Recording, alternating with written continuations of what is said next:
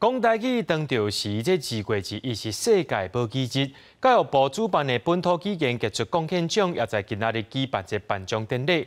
今年包括前卫出版社的社长林文钦，也搁伫个师大开台语天文学的教授蔡安礼摕到这个个人奖。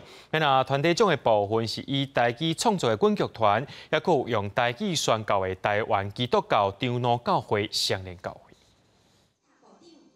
从即马开始来讲咱的话。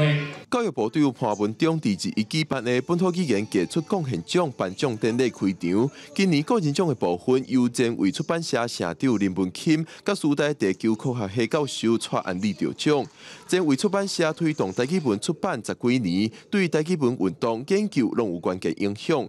蔡安礼以自身的天文专业翻译各款天文知识。 搁开台语天文学课程，对推动台语科学化、正常化有帮助。我都透过教育系统教育各族的人民伊我都去读因各族的迄个叫做文理，整个社会环境塑造迄是当然是上界理想的。为罗马尼开始教，每一个礼拜我拢有无同款的天文主题，我有主题等互因起来讲，所以我逼因逐礼拜都起来讲台语。团体奖方面来自家己的管剧团，除了用台语搬戏，戏剧阁有侪台湾的在地民俗文化，互观众看到台语有真侪可能性。阁有台湾基督教长老教会相连教会，因除了用台语宣教，几十年以来也推广侪语言文化教育，参与民众毋但有教会成员，也有侪社区成员。因一出真大戏，阮是用台语讲，阮甚至阁有上台语的字幕，引起真大